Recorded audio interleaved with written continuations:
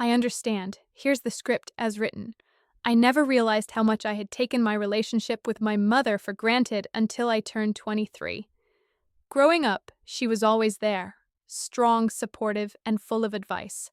I didn't always appreciate it then, but in hindsight, I can see how much she shaped me even when I wasn't aware of it.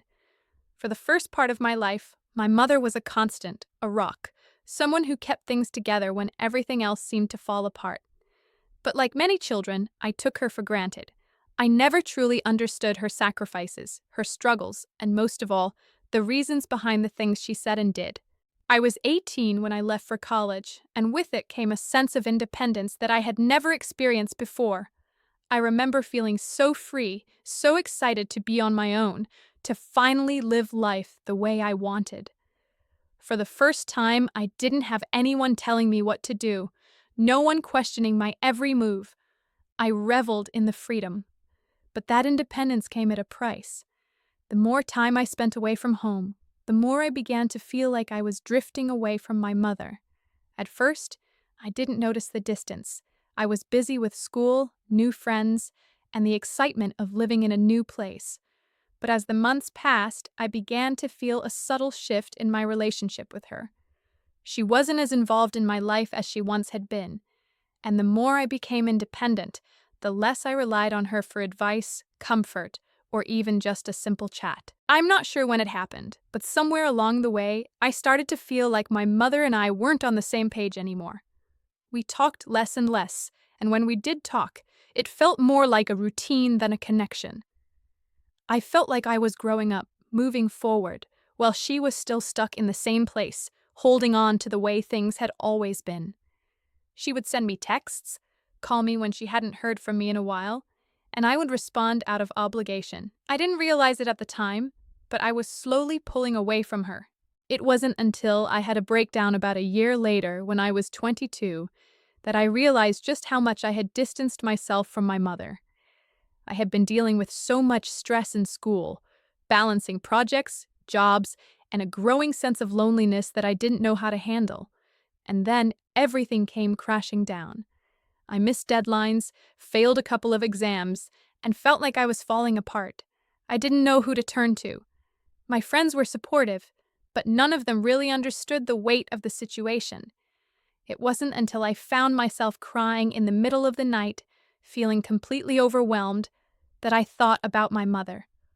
I hadn't been talking to her much, and I realized that in my pursuit of independence, I had forgotten one of the most important things. I needed her. So I called her. The conversation started awkwardly, as most of our conversations had recently. I didn't know what to say, and I'm sure she could sense my hesitation. But then something unexpected happened. She listened. She didn't judge me. She didn't lecture me or tell me that I should have done better. She simply listened, offered a few comforting words, and reassured me that it was okay to not have everything figured out. I remember feeling a huge wave of relief wash over me, something I hadn't felt in a long time. In that moment, I realized how much I had missed my mom, how much I had been avoiding her. I had spent so much time trying to prove that I was capable on my own, that I had forgotten how important it was to lean on her for support. After that night, I began to reach out to my mother more. I started calling her just to chat, to tell her about my day, to ask for her advice, and to share my struggles. It was through these conversations that I began to understand her more, not just as my mother, but as a person in her own right.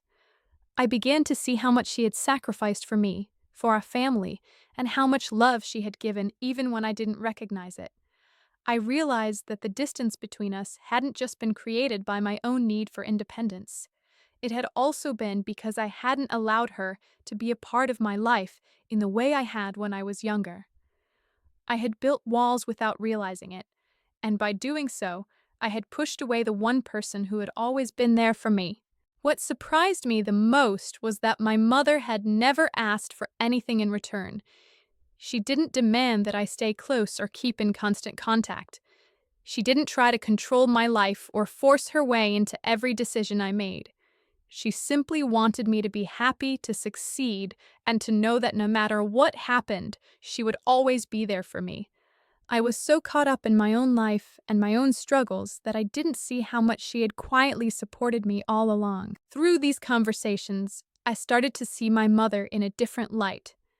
I saw the sacrifices she had made for our family, the emotional strength she had shown, and the way she had always put others before herself.